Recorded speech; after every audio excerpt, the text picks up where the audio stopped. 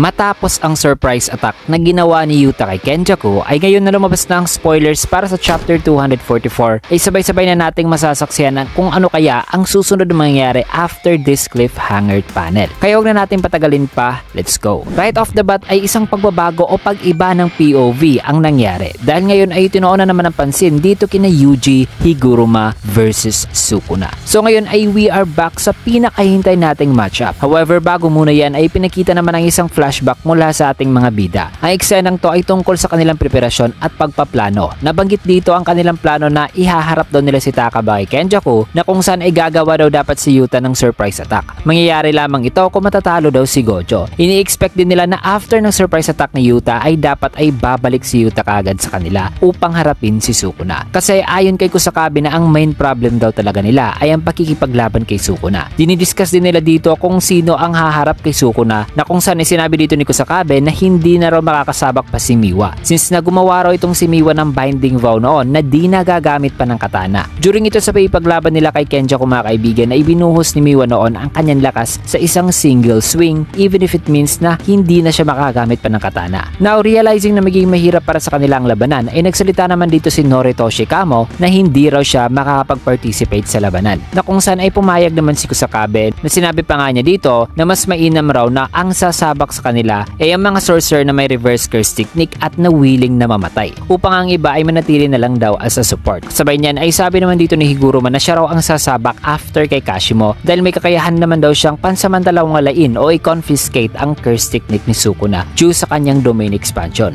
At kung sakali mang mahatulan ng death penalty si Sukuna ay magkakaroon daw siya ng advantage na magamit ang one-hit sure kill na executioner sword nito. On the next panel naman ay dinidiscuss naman nila dito ang maaaring kaso na ihahatol ng judgment ni Higuruma dito kay Sukuna. Kasunod niyan ay inisa-isa naman dito nila ang mga krimen o pagpatay na ginawa ni Sukuna simula pa sa una nitong pag-exist sa katawan ni Yuji. Sinabi rin dito ni Yuji na 3 beses na rin nakapag-take over si Sukuna noon sa kanyang katawan. And in those 3 times ay nag-commit daw talaga si Sukuna ng krimen. In addition ay sinabi rin ni Higuruma dito na matapos ang paglipat ni Sukuna sa katawan ni Megumi ay pwede rong hatulan si Sukuna ng patong-patong na krimen like murder at pagnanakaw ng katawan. Pero ayon din sa kanya na mahirap daw i-question kay Sukuna ang pinsala na naidulot ng mga daliri nito throughout the years since na isa itong curse object na walang consciousness. And in this ongoing discussion mga kaibigan ay napag-usapan din nila dito ang rules o criteria sa pag-i-evaluate ng krimen. Kung aling krimen daw ang magbibigay ng death penalty na hatol kay Sukuna. According naman kay Kusakabe na kung normal judgment lang daw pag-uusapan ay automatic na death penalty daw talaga ang ihahatol sa mga pinaggagawa ni Sukuna. However, since na ang judgment ay nakakapili at nakakahatol lamang ng iisang kaso, this means na hindi nila control kung anong kaso ang pipiliin ng judgment. Kung ang kaso ba ay automatic na magbibigay talaga ng death penalty verdict. At sa mga sumunod pa ng mga panel mga kaibigan ay napag-usapan nila dito ang topics tungkol sa laws and crime na mas may papaliwanag pa natin na maayos kung ilalabas na ang full official English translation nito. Anyways, matapos niyan ay sinabi rin dito ni Higuruma na malaki raw ang posibilidad